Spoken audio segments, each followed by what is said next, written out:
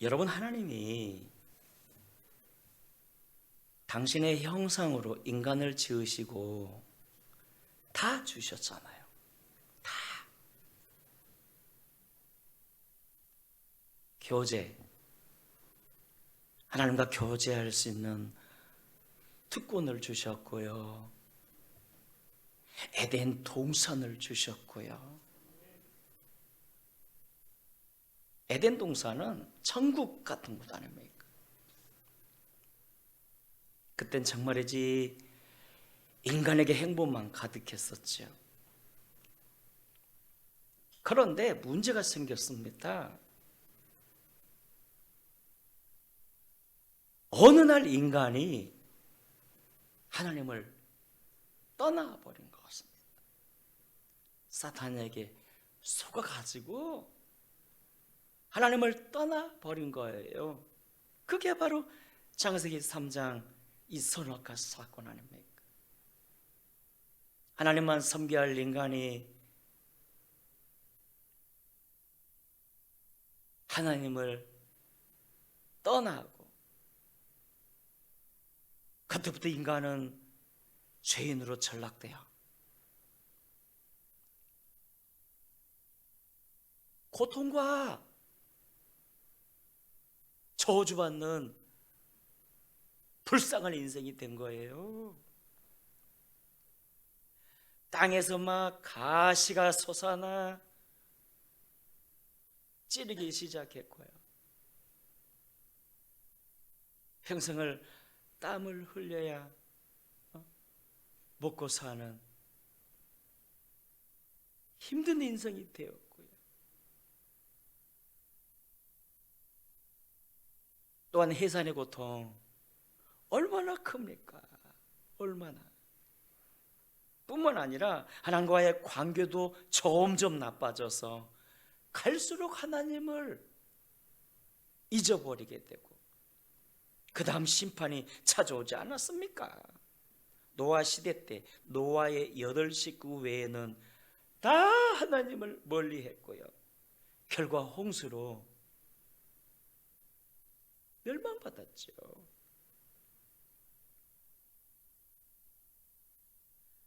아브라함도 그 집이 본래 우상 파는 집 아니었습니까? 그 아버지가 우상 장사예요. 그래서 하나님은 아브라함을 거기서 끄집어 내셨고요. 사람이요, 하나님을 모르면 우상 섬기게 되어 있습니다.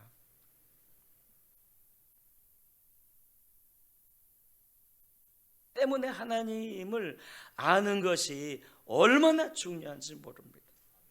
그렇다면 우리가 어떻게 해야 하나님을 알 수가 있을까요? 첫째는 하나님을 만나야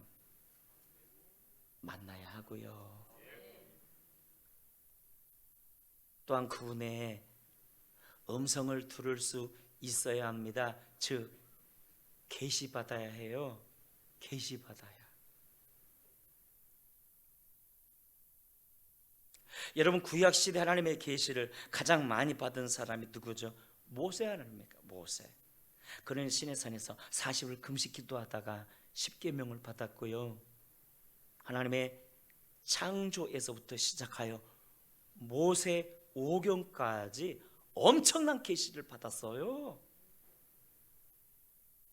또한 사도 바울 역시 엄청난 계시를 받아 신약 성경 13권을 썼는데, 와, 그의 서신서를 보면 그는 보통 사람이 아닙니다. 그리스도의 비밀을 얼마나 깊이 알고 있었던지 예수님이 말씀하지 않았습니까? 계시를 받은 자 외에는 아버지를 아는 자가 없다고. 그러니까 계시 못 받으면요, 아버지도 모르고요, 예수님도 몰라요. 여러분, 아인슈타인이라고 아시죠? 인류 역사상 가장 머리가 좋은 사람. 천재 중에 천재 아닙니까?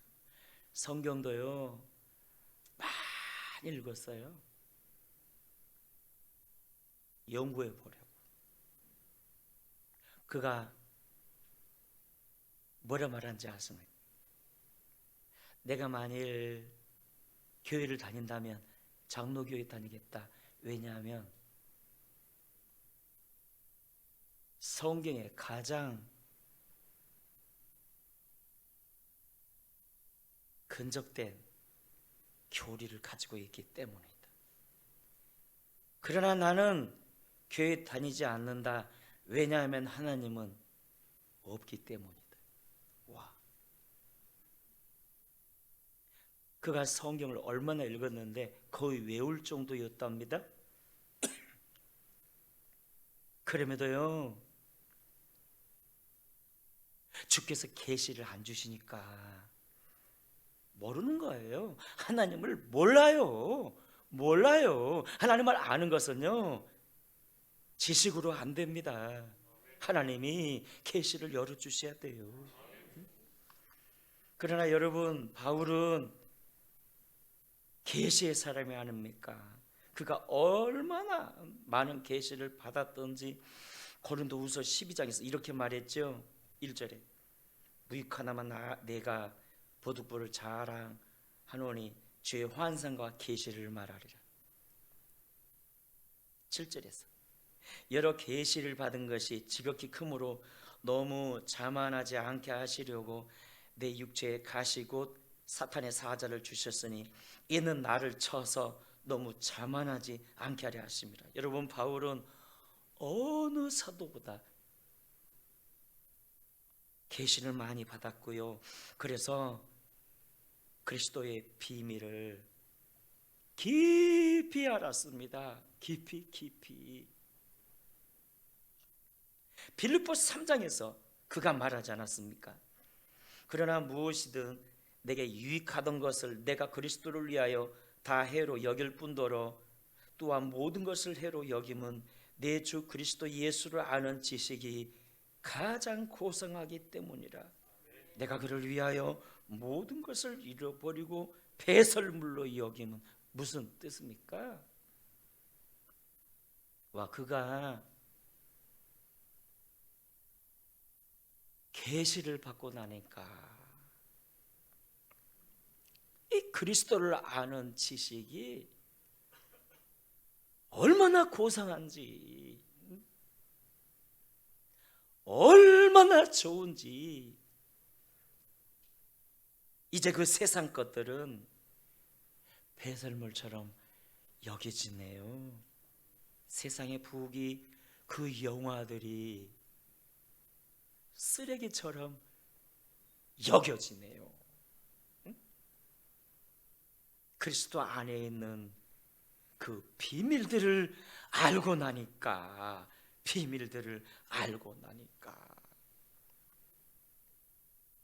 그래서 그가 에베소 교인들도 자신처럼 마음의 눈이 열려져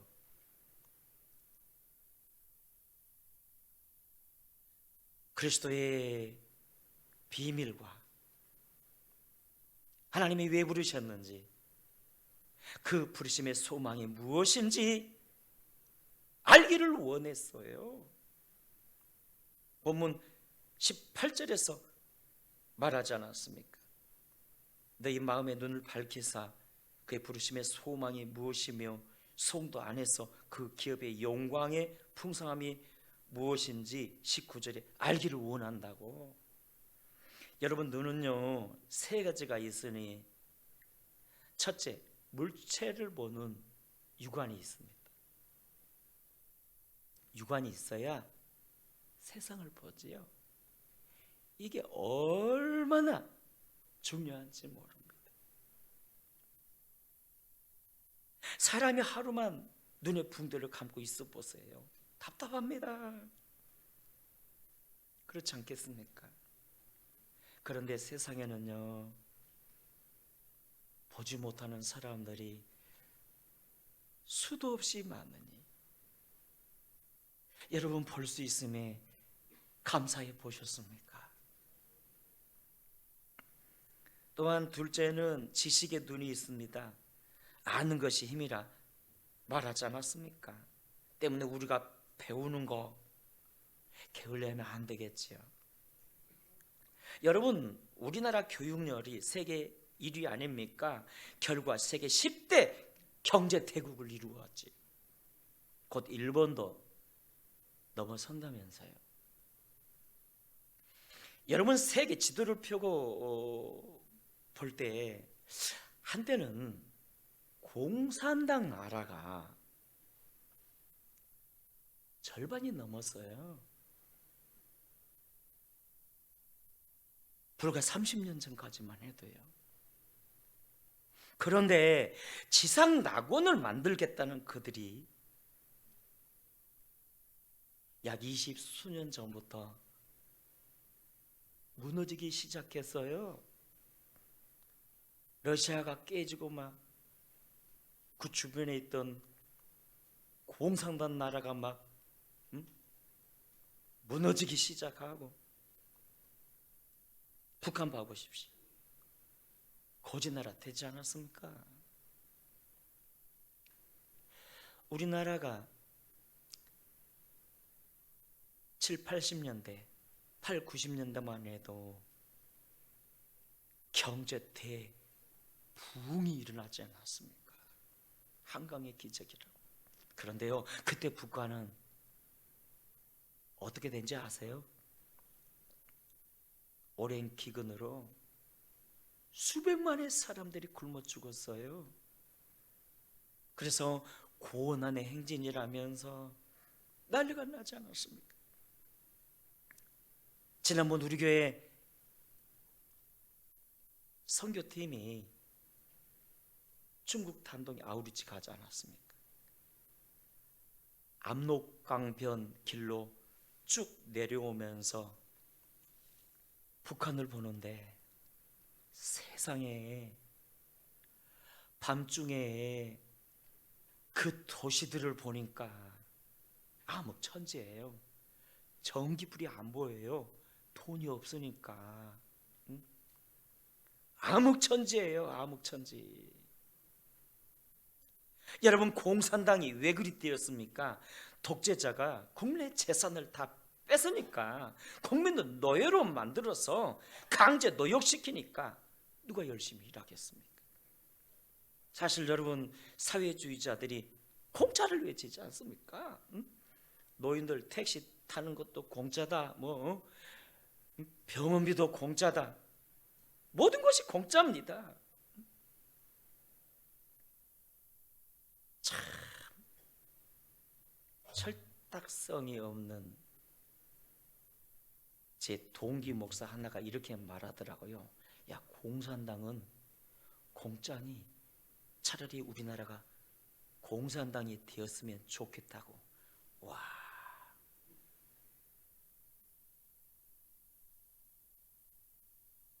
그런데요, 모든 것이 공짜면 돈은 어디서 납니까? 그 세금들 백성들에게서 걷어야 하는데, 여러분, 사회주의 국가에서 병원 한번 가보세요. 기다리라 해놓고선 연락 안 옵니다. 몇 달 기다려도. 왜냐하면 의사들이 열심히 해야 할 이유가 없으니까. 아프다 해도 관심이 없어요. 기다리다 죽습니다. 여러분, 성경에 일하기 싫거든 먹지도 말라 말씀하지 않았습니까? 그게 성경이에요. 그게. 내가 일을 해야 나도 살고 남도 도와줄 수 있어요. 그러나 사람들이 공짜 좋아하는 줄 알고 이 공산당 사회주의자들은요, 이렇게 말하잖아요. 공짜다. 야, 다 준다. 공짜다. 평등이다 해놓고선 다 뺏어요. 다. 자유도 뺏고 재산도 뺏고. 지금 푸틴 봐보시라고요. 자유도 뺏고 재산도 뺏고 이제 국민의 생명도 막 뺏어요. 이게요, 백성들에게도 문제가 있는 거예요. 약 35년 전부터 이 소련의 서기장이었던 고르바초프가, 박상우 장로님 닮은 이 고르바초프가 제가 제일 존경하는 인물입니다. 그 독재 나라에 자유의 문을 열어주지 않았습니까? 옐친까지. 그런데 체제가 바뀌어지면서 좀 경제적으로 어려워지니까 이 백성들이 옛날이 좋았다면서, 그때가 강력했다면서, 지도자가 뭐 카리스마가 있어야 한다면서 자유보다 푸틴을 선택했어요. 독재 공산 정권의 이 보수자인 푸틴을 선택했다고요.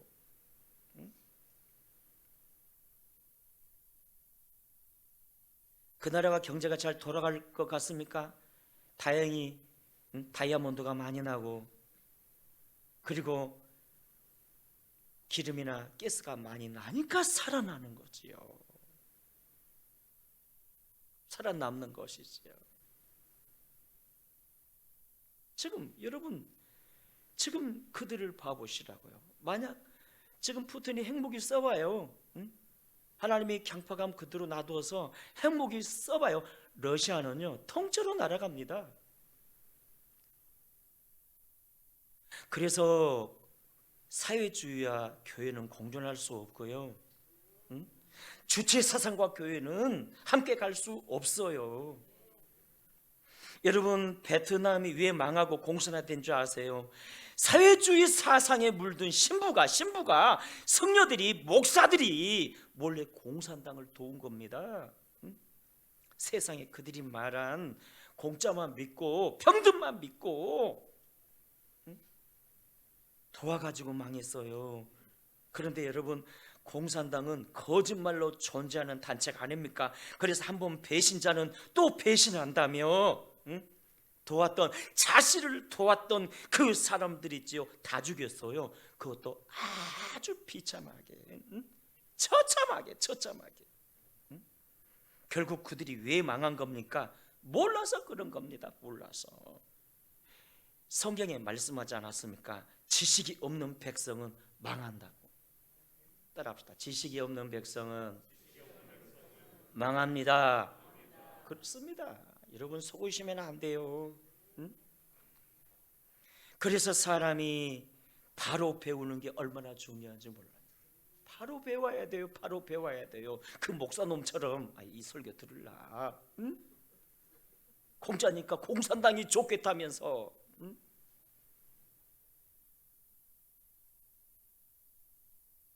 그리고 세 번째, 사람에게는 육안도 중요하고 지식의 눈도 중요하지만 더 중요한 게 있습니다. 바로 마음의 눈이 아닙니까? 마음의 눈. 사람은 마음의 눈이 열려져야 하나님을 알고 믿거든요. 그렇다면 이 마음의 눈은 어떻게 할 때 열려지는 것입니까? 첫째, 주의 말씀을 들을 때 열려집니다. 요한복음 4장에서 보니까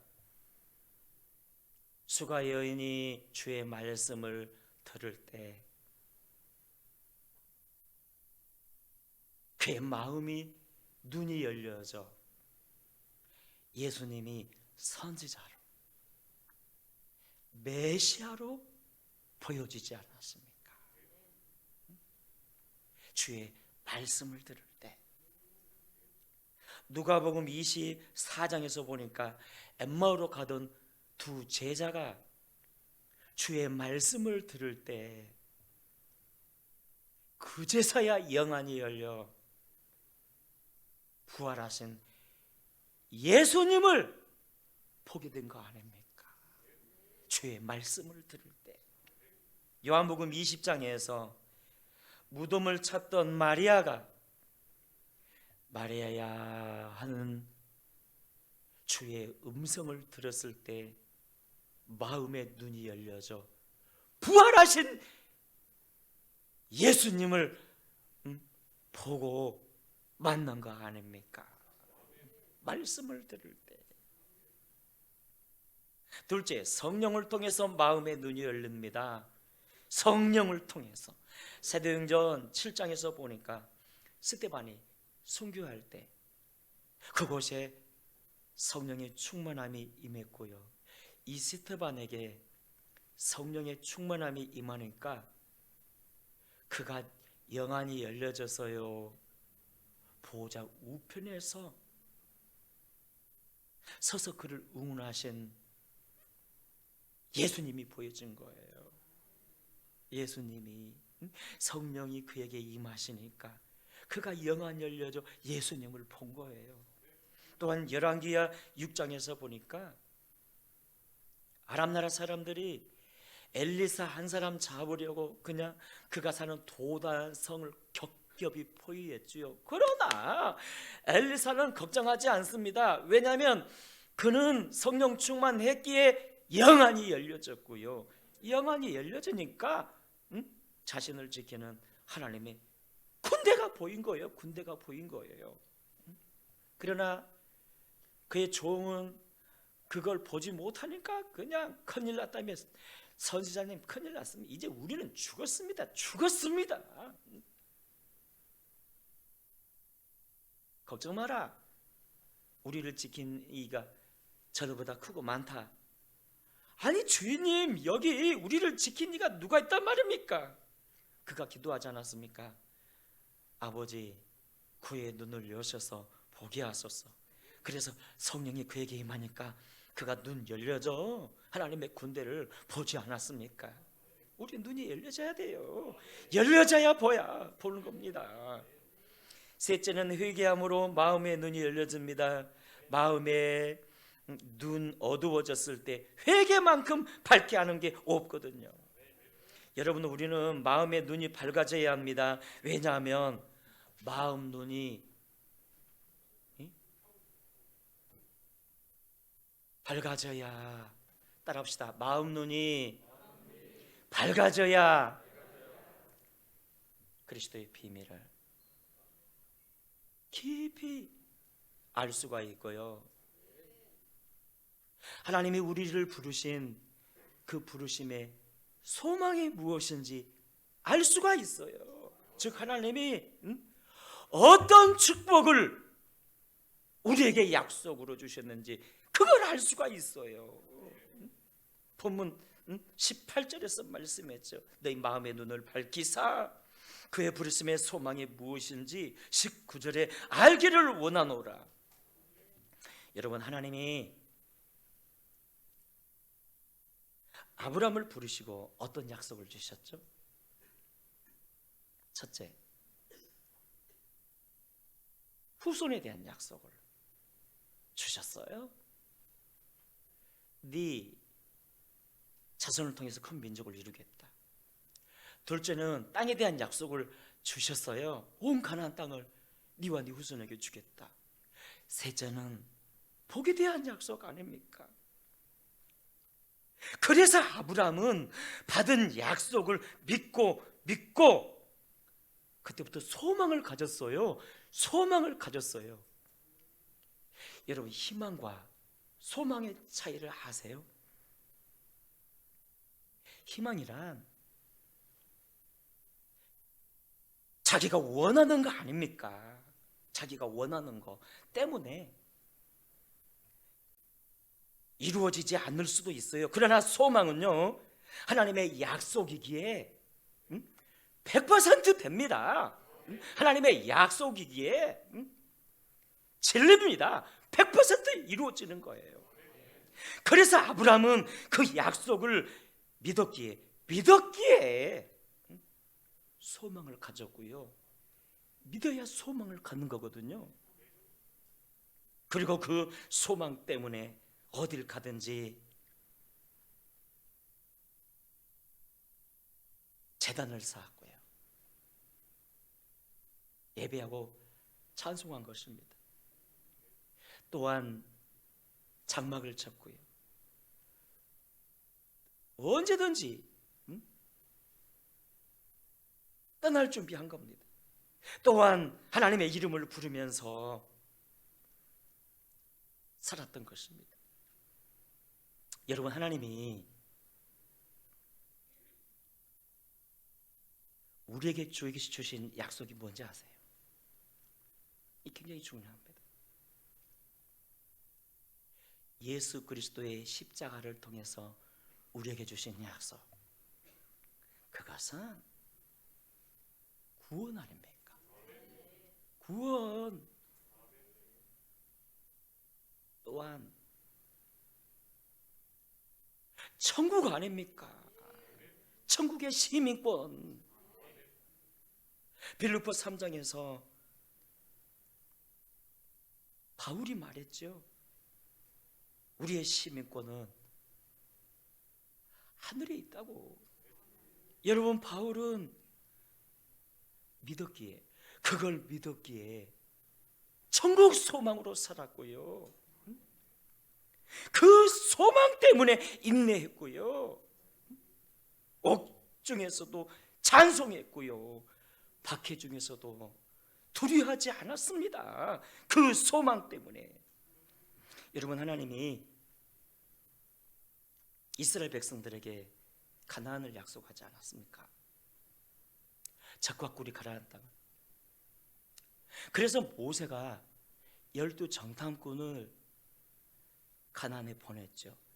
그런데 여호수아 갈렙, 이 정탐꾼은, 이 두 사람은 긍정적 보고를 했어요. 우리는 능히 저 가나안을 정복할 수 있다. 왜 그랬을까요? 하나님의 약속을 믿었으니까요. 하나님의 약속을 믿었으니까요.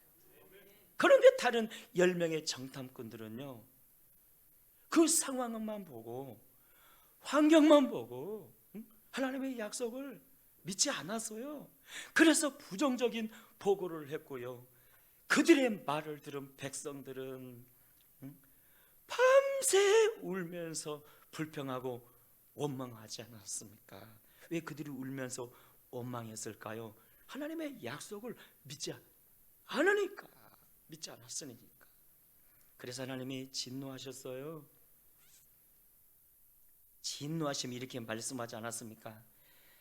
너희 말이 내 귀에 들린 대로 시행하겠다고.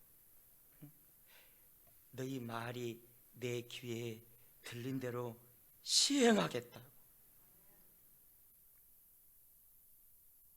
여러분, 우리는 하나님이 예수 그리스도를 통해 우리에게 주신 약속이 있지요.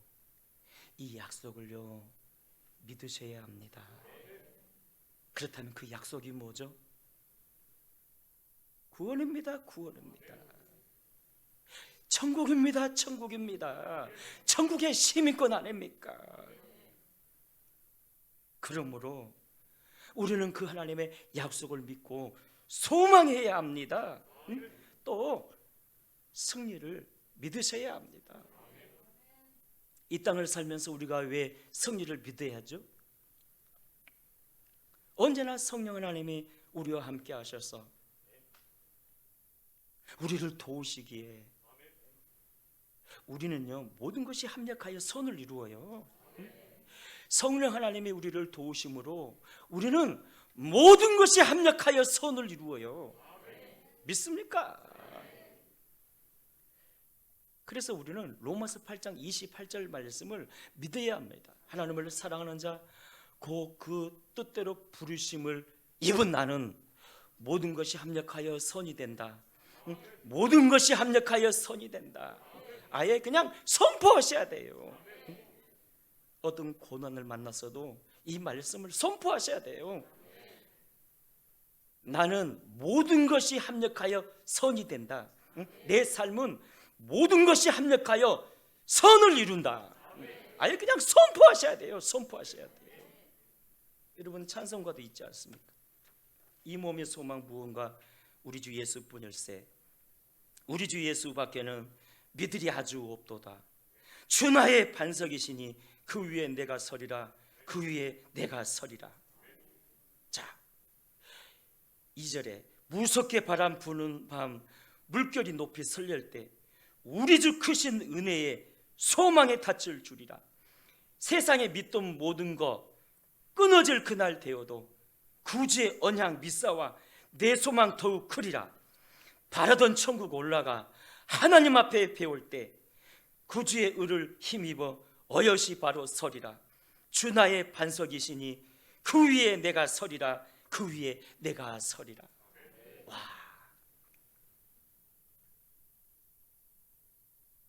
우리의 눈이 열려져 우리가 무엇을 알아야 한다고요? 하나님이 내게 주신 이 약속들, 그것을 우리가요 믿고 소망해야 합니다. 그게 뭐라고요? 믿음입니다. 아니, 구원입니다. 구원 또한 천국입니다. 여러분은 천국의 시민권자고요. 또한 뭐라고요? 이김입니다. 사망하되 이기는 것이 무엇이냐? 이김입니다. 우리가 사탄을 이기고 세상을 이길 수 있습니다. 주님이 약속하셨으니까요. 로마서 8장 28절에 하나님을 사랑하는 자 곧 그 뜻대로 부르심을 입은 자들은 모든 것이 합력하여 뭘 이룬다고요? 선을 이루니라. 따라합시다. 나는 이긴다. 믿습니까? 우리는 승리합니다.